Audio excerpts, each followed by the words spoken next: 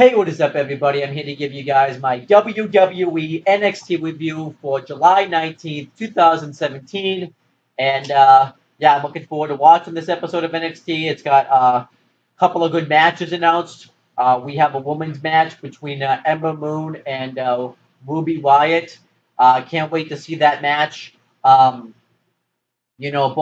women have been wanting to go after the NXT Women's Championship. You have Ember Moon, who's been on fire since she's returned to NXT, and yeah, I can't wait to see both athletes get in the ring and wrestle each other. Then we have the main event. It's the battle of the undefeated athletes. It's going to be Drew McIntyre versus Killian Dane, and whoever wins this match will become the #1 contender to the NXT Championship at NXT TakeOver Brooklyn 3. Can't wait to see that match. You have Killian Dane, who attacked Drew McIntyre, a couple of weeks ago on NXT. And you have both superstars who haven't lost a match. You have Drew McIntyre, who's been on fire since he's returned to the WWE. So I can't wait to see, Drew McIntyre and Killian Dane getting the win together. I think they could have a pretty decent match with each other. So now that I've kind of covered that, I'm going to start reviewing the show. I'm going to review the show in different takes. I'm going to cover NXT Insider all in one take, and then I'm going to cover the actual show itself. And after each match or segment, I will cover all that in different takes, and then I'll combine it all into a different video. And now that I've talked about it, let's get right into it. Okay, so starting off with NXT Insider, we had the hostess, Kathy Kelly, and it starts off with William Regal getting interviewed, and he talks about the confrontation that the Authors of Pain and Sanity had from last week, and he says that that this could be an intriguing matchup, and how Sanity is looking to go after those NXT Tag Team Champions, and they have been a dominant force, and how the Authors of Pain, they better be careful what they wish for, because the Authors of Pain have been dominant themselves, and how Sanity is also good at playing mind games with people. So that was pretty much it. I thought that was a good interview.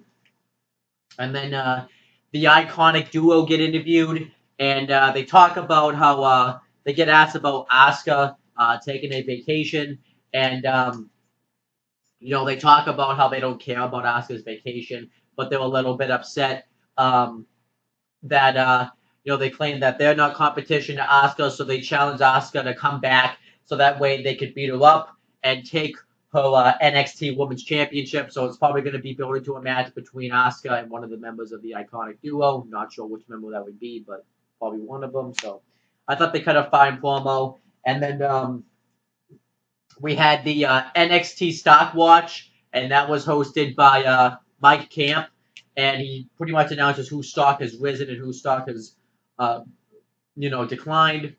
And he says that Killian Dane's stock has risen, because he's going into that NXT Championship #1 contenders match against Drew McIntyre. And he talks about how it's, also risen because he's possibly going to be going after the NXT Tag Team Championships as well.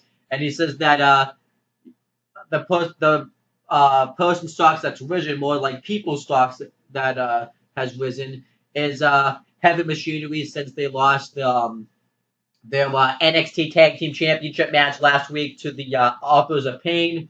But it says it's only dropped slightly because Heavy Machinery has shown that they are viable opponents to the Authors of Pain NXT Tag Team Championships, and that one day they will be back to fight, but they still lost. That kind of doesn't really make any sense, though, because if he's complimenting them, he's complimenting a team that he said stock has declined, but he said that he would like to see them go back and wrestle them for those NXT Tag Team Championships. That sounds like a reason you would invest in their stock. No, just because they lost doesn't mean that you don't invest, that their stock has crashed. That's stupid. That's a stupid reason. Mike Camp, you suck. You're fucking bland as fuck. Get the fuck out of the wrestling company, because you got a robot voice. Robots. But overall, I thought NXT Insider was a pretty decent show. And I like the way that it was structured. I like that it kind of, built up to possible stuff. Like, obviously helped build to the NXT Tag Team Championship match. The possible returning for Asuka facing one of the members of the Iconic Duo. And I just didn't really care for NXT Stock Watch because of the reason that Mike Camp, obviously he's just bland as fuck, and the reason that he gave that heavy machinery stock is crashed. Because he just complimented a team stock that he said crashed. It's stupid. But other than that, I thought NXT Insider was a pretty good show. And now I'm going to start actually watching the actual show itself. Okay, so then we had the actual show itself. We had Percy Watson, Mauro Ranallo, and Nigel McGuinness on commentary for this show. And we had the first match. It was Ember Moon versus Woobie Wyatt. I thought this was a good opening match here. Both women start exchanging on corner rolls on each other. Ember Moon starts to get going in the match, hitting drop kicks. Woobie Wyatt hits an arm drag. Ember Moon gets Woobie Wyatt into like a bow and arrow, but Woobie Wyatt reverses it into a pin. Woobie Wyatt hits a wicked clothesline on him, and yeah, the match pretty much was nice, back and forth match. Woobie Wyatt head scissors Ember Moon right into the second turnbuckle, and Woobie Wyatt hits another one later on in the match, and Woobie Wyatt hits a shoulder to the gut and from the apron, and then she hits an atomic drop from the top turnbuckle and covers her. Ember Moon kicks out. Ember Moon hits a discus right hand, and then she hits a hurricane from the from the top turnbuckle. Covers her. Woobie Wyatt kicks out. Ember Moon hits a shotgun knee and pretty much dominates the rest of the matchup. Hits a clothesline in the corner. And then she hits the Eclipse for the win. And yeah, Ember Moon goes over, which I think makes sense because I think she's going to be the next one to face Asuka for the NXT Women's Championship to do the rematch in NXT TakeOver Brooklyn 3. For that match, I think it's been built up pretty perfectly. Ember Moon, I think, is going to be finally the one to defeat Asuka and take that NXT Women's Championship from her, so I think it makes sense. And I thought this was a good match here. Both women really showed their skills. And I like the way that they're building up Ember Moon, and I like that they protect Ember Moon's finisher. Nobody's kicked out of that yet, and once she hits that on Asuka, I think she's going to, like I said, win the NXT Women's Championship. Okay, so next, Cassius Ono is being interviewed by, I guess, what's supposed to be like the press, and he's being asked about his current run in NXT, how it's different from his last one. And he's just being asked questions like that. And then Hideo Itami walks in during his interview, and they're set to have a match next week, and he wants to know if he asked for this match. And he says, yeah, I told you I was going to take action, man, and I did. And then he starts saying some stuff in Japanese to him that I didn't understand. And then he kicks over a trash can, so obviously he's visibly pissed. I thought this, though, was a nice way to build up to the match next week, and I definitely think next week will finally be the week that Hideo Itami is going to fully turn heel, because it hasn't fully happened yet. But I think next week, during his match with Cassius Ono, he will fully turn heel. So I thought this was a pretty decent segment here. All right, so next we had another vignette for the Street Profits. And, it shows another Snapchat story, and it shows them just kind of committing crimes and stuff. They see like this big lawn U-Haul truck, and one of them runs up on top of it, and it says like he's going 0 miles per hour, and on the story it says that we got swag, and it kind of shows them just being thugs. Now I did say that this was compared to Crime Time before, and it kind of is. But this is kind of like some stuff you would see like in GTA, which stands for Grand Theft Auto. This is the type of stuff you would probably see people be doing. Not to the extreme of GTA, but a PG version of GTA. These guys kind of give me that type of vibe. And, I think it's kind of weird that WWE always kind of likes to have their black wrestlers portrayed as thugs. Because that's kind of what it is. It just feels like also just because they're black that they're instantly going to be street thugs. which I thought NXT was kind of better than that. But I'm enjoying this. I think this gimmick fits these guys, and I kind of can't wait to see what they do once they step into NXT. I'm enjoying these vignettes. I expect these guys. I don't know if they're going to be the team that beats the Authors of Pain for the NXT Tag Team Championships, but I expect them to debut either at NXT TakeOver Brooklyn 3 or the show after NXT TakeOver Brooklyn 3, because usually they have like some stuff like that happen where a superstar returns or they have some sort of big match on the show after NXT TakeOver Brooklyn 3. I expect the Street Profits to be there. So overall, this was I'm enjoying these vignettes, and I thought this one was good too. Okay, so next match was Orney Lorcan versus Danny Burch, and this was a really good match. Both men start chain wrestling each other. They both tried to trade right hands at each other. Danny Burch hits a wicked right hand onto Orney Lorcan, and he kind of takes over the matchup for a little bit. Hits a bunch of right hands, hits a wicked body slam, but then eventually Orney Lorcan hits a neck breaker and then an uppercut, covers him. Burch kicks out, and then Danny Burch, hits a neck breaker himself, and then him and Orney Lorcan just starts trading vicious shots. Lorcan hits 3 slaps right to the face. It looked really awesome. And then Orney Lorcan runs off the ropes, and then Danny Burch hit a wicked clothesline into a drop kick. No, a clothesline into a power bomb, which was awesome. He covers him. Orney Lorcan kicks out, and then Danny Burch goes for the. Actually, one spot I forgot is he hit like a Tower of London onto Orney Lorcan as well, Danny Burch, earlier in the match. I forgot about that spot.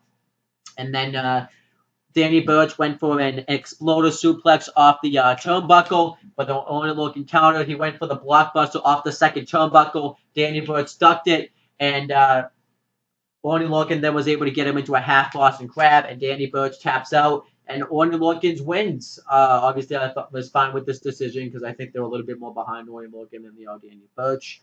And that you could also see that from that altercation when Danny Burch hit those vicious palm strikes, it ended up busted open Danny Burch. So I thought that was awesome. And then afterwards, they shake hands as a sign of respect. And then Danny Burch looks at him and he challenges to a rematch. He says, "One more time, you and me." And Orney Lorcan accepts. And then that was it. I thought this was a really good match. And I can't wait to actually see the rematch. I think that would be awesome. Okay, so next match is No Way Jose versus Cezar Banoni. It's still fun to see No Way Jose. He's fun. I'm so surprised how much of a reaction he gets with this type of gimmick, because that gimmick can only go so far. You've seen examples of it before, not going to mention them. But he's fun. I think what definitely helps No Way Jose is that he's talented too. He's a talent, and I think he's just fun. But yeah, not much to this match. No Way Jose does really well at first, and then he tries to hit a shoulder tap block while he's on the apron. But Cezar Banoni grabs his hair and hits an elbow right to the back of the neck. Cezar Banoni dominates the matchup for a couple of minutes, and then No Way Jose starts to make his comeback. He hits a corner palm strike in the corner, a corner forearm smash, sorry, in the corner, and then he hits the fastball punch for the win, and then No Way Jose wins the match. There was pretty much an average match. Afterwards, he celebrated, and then Andrade Cien Almas and some woman. This is the woman that's been yelling at him the past few weeks, and obviously they have story because Cezar Banoni knocked off Andrade Cien Almas in a match recently. He comes out and beats the crap out of Cezar Banoni, and then he challenges No Way Jose to come in the ring and fight him, and he does so. But Andrade Cien Almas and the woman take off to the crowd. Didn't care much for this. I don't care what they're trying to do with Andrade Cien Almas. How he's a partier. He doesn't take wrestling seriously. But yet you also have No Way Jose, who loves having fun, is also a partier, but yet he's taking wrestling seriously. It's fucking stupid. Andrade Cien, he's bland as fuck, and I don't give a shit about him. And yeah, I just don't give a shit about Andrade Cien. And it looks like he's gonna have a feud with No Way Jose that I'm not gonna care about. Okay, so then we had the main event. It was a NXT Championship #1 contenders match. Drew McIntyre versus Killian Dane. I thought this was a really good main event here. Really good back and forth match. Just made it feel like it was a big deal that both men were fighting to be #1 contender for the NXT Championship. So I thought that was awesome. Um, McIntyre immediately starts to fire away with right hands. He goes off the top rope and hits a flying clothesline. But Killian Dane's able to kick out of it. Then Killian Dane hits a cross body block on the McIntyre. And pretty much from that point, he just destroys Drew McIntyre. He absolutely eviscerates him. He hits cross-face headshots. He hits a bunch of elbow drops on him. Just really starts to pick apart Drew McIntyre. Then eventually he starts punching him in the corner. Then McIntyre hits a power bomb onto Killian Dane, covers him. Dane kicks out. Drew McIntyre starts to make his comeback. And, he hits a clothesline, a big boot, and he really starts to fire away on Killian Dane. He goes for the Akuzi kick, but Killian Dane counters it into a. Well, actually, McIntyre hit like an Irish a Celtic cross, and Killian Dane he kicks out of it. Then Killian Dane hits a fireman's carry into a senton into a Vader bomb, and McIntyre is able to kick out of all that stuff. And then McIntyre goes for the Future Shock DDT. Killian Dane counters that. He goes for the superplex off the top rope. McIntyre turns it and into a sunset flip. And then Killian Dane hits a. Then McIntyre hits the Future Shock DDT, and Killian Dane kicks out of one, which makes you go. But I was like, what the fuck? And that really put him over as a monster, I thought. Then McIntyre hits the Akuzi kick. But then Killian Dane starts to get to his feet, so then McIntyre hits it a second time and covers him, which is called, I just remember, it's called the Claymore. And he covers him, gets the win, and Drew McIntyre becomes the #1 contender to the NXT Championship, which he's going to get that match at NXT TakeOver Brooklyn 3. And afterwards, he stares right at the camera and tells Bobby Roode that this is no longer going to be his NXT. It's going to be everybody's NXT. And yeah, I thought that was a really good match. I thought this really did a good job of putting Killian Dane over like he was a huge monster. And I thought Drew McIntyre, winning this match, I think is very good. I think this is a very this is a makeup for how he was treated his first go around in WWE when he was just jobbed out repeatedly. Now he's undefeated, hasn't lost a match in NXT. And I think that's great for Drew McIntyre. And, Drew McIntyre and Bobby Roode, I think will be a pretty interesting program for the NXT Championship going into NXT TakeOver Brooklyn 3. And I think Drew McIntyre will finally be the one to defeat Bobby Roode and become the new NXT Champion. I think it had been in the plans since Drew McIntyre had come back in NXT TakeOver Orlando. And I think that's going to be the case here. And I can't wait to see that. You got Drew McIntyre, I think, who's he pretty much should be one of the top guys in the company anyways. He should have been, a world heavyweight champion, but then obviously they just didn't push him properly. And I think when he finally holds that NXT championship above his head at NXT TakeOver Brooklyn, it will be a nice makeup and, it will be vindication for Drew McIntyre. I think Drew McIntyre was somebody nobody ever thought would come back to the WWE after the way he was treated, and when he does become NXT champion, it will be a huge marked-out moment. And I expect the match between him and Bobby Roode to be A really good match. How long, though, Drew McIntyre will hold on to this NXT Championship, that's to be determined. I don't know exactly how long the time frame will be. Because I expect him to be caught up to the main roster fairly soon. I just think he's there in NXT to kind of give it that star power right now, and I think NXT is a good place for him. If he was to go up to the main roster right now, he would have just floundered and been the way he was before. Him being in NXT, I think, is a better idea. When he does get called up, I think he will be fantastic on the main roster. So we'll have to wait and see. So yeah, overall, I thought but that's pretty much my thoughts on the whole match and stuff. Okay, so now I'm going to give you guys my overall thoughts on the show and my star ratings for each match. Let me do my star ratings first. Not really a bad match on the show. We have the women's match. I thought that was a 3-star match. Good, solid opening match up there. Really established both women, and was a good women's match. Then we have Orney Lorcan versus Danny Burch. I thought that was a really good match. Both their styles just I thought really meshed together, and I thought they really had a really good match. And the white person I thought went over. And I can't wait to see that match again. So I'm going to give that match 3.25 stars. And then for the No Way Jose Cezar Banoni match, that match was just kind of there. It was all right though. I'll give that match probably 2 stars. It wasn't terrible, but it wasn't anything special. And then for the NXT Championship #1 Contenders match, I'm going to give that match 3.5 stars. I thought that was a really good main event there, and I thought it really delivered. And overall, I really enjoyed NXT. It had some really good matches on this show. I thought they did a good job building up to next week with the whole Hideo Itami Cassius Ono segment they did on this show. It feels like they're in gears to building up to NXT TakeOver Brooklyn 3. We're going to get Drew McIntyre versus Bobby Roode for the NXT Championship. We're going to get possibly Asuka versus Ember Moon, which looks like it's going to be that match. Asuka versus Ember Moon for the NXT Women's Championship. And we're going to get...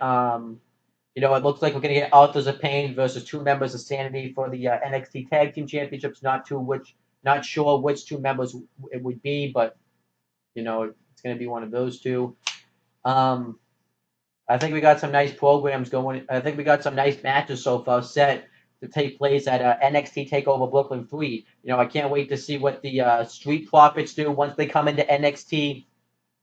And yeah, just. NXT's, I think, got some good stuff going on right now. And I thought this was a really good show here. If I had to rate this show, I'll probably rate this show I'll probably rate it a 8.5 out of 10. I don't think it was like a 9 out of 10, but I thought it was an 8.5 out of 10. I thought it was a really good show, and I really enjoyed it. So that's my thoughts on the show.